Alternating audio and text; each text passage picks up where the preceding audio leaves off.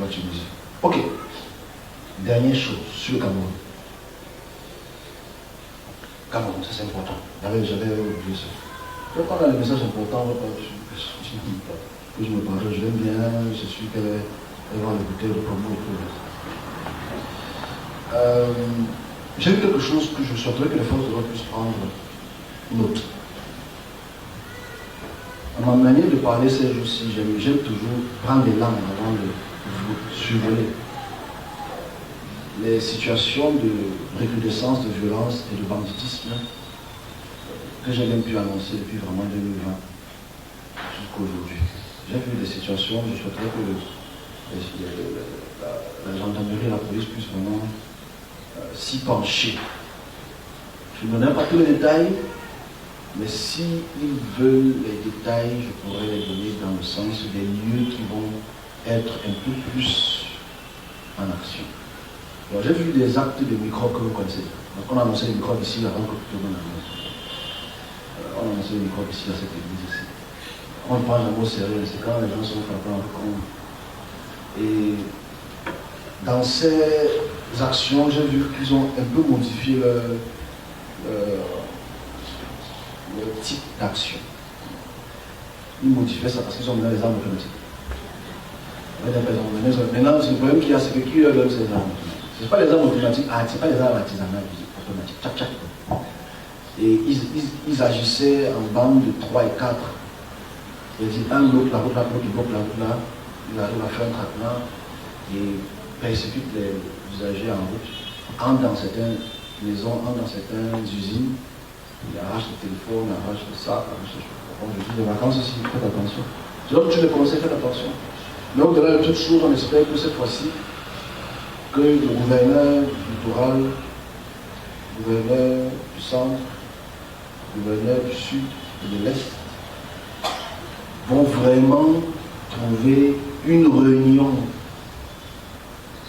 On s'assoit et fait une réunion pour essayer de contre-attaquer. Et c'est facile pour moi de le faire.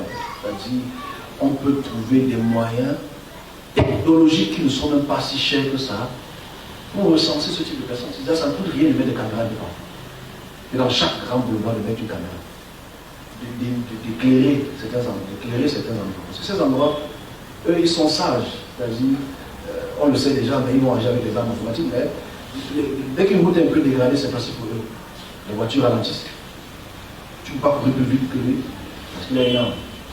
Qu'est-ce que le pouvoir peut faire pour faire une action mixte entre la gendarmerie et la police, pour systémiquement traverser ces routes, influencer ces endroits?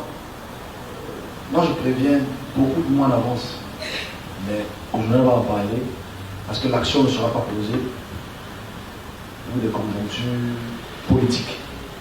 Mais j'espère qu'ils vont écouter ceci et qu'ils prendront cela en compte, toujours en prenant en considération ce que je dis avant, qui a fait le journal. On espère qu'ils vont écouter cela et prendre ça en considération. Entre les mains des éléments de la police judiciaire du littoral. Ils sont à l'origine d'un braquage perpétré dans la journée du 17 octobre dernier dans le quartier New Bell, c'est dans l'arrondissement de Douala 2e. Retour sur les faits avec Belmondo Djouaka. Malgré la lutte acharnée que mènent la police et la gendarmerie contre l'insécurité, la ville de Douala est toujours en proie au phénomène d'agression et de braquage à main armée, parfois en plein jour et plus encore en face de la maison du Seigneur. Pour ces hors-la-loi, la crainte de Dieu n'a aucun sens. De plus en plus des armes à feu sont utilisées en plein jour, en pleine rue, pour déposséder les citoyens de leurs biens, parfois au péril de leur vie. Une situation qui a poussé les fins limiers de la division régionale de la police judiciaire du littoral à passer à la vitesse supérieure. Les faits dont la reconstitution a eu lieu il y a quelques jours se sont déroulés dans la journée du 17 octobre 2023 au quartier Nubel à Douala, en face de l'église Bamou.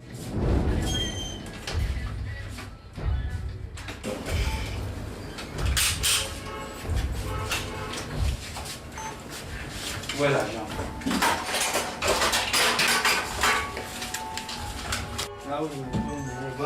avec l'usage de ces armes, ils ont tenu en respect la gérante de la dite boutique pour emporter son téléphone portable.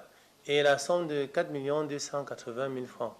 Les investigations menées sous la coordination de Monsieur le délégué régional de la Sûreté nationale du littoral ont permis l'interpellation des 3 personnes qui composaient ce premier groupe criminel organisé en possession de 2 pistolets automatiques, un joueur ayant la forme d'un pistolet automatique, des poignards et des machettes. Grâce à la franche collaboration du commissariat de sécurité publique du 8e arrondissement de la ville de Douala, la mise à disposition et exploitation de certains délinquants suspectés de braquage au quartier Brazzaville et ses environs. Ils ont reconnu ensemble avoir commis plusieurs braquages de boutiques, boulangeries, associations dans les quartiers Makepe, Bonabéry, Deido, Cité de la Paix et Tegal.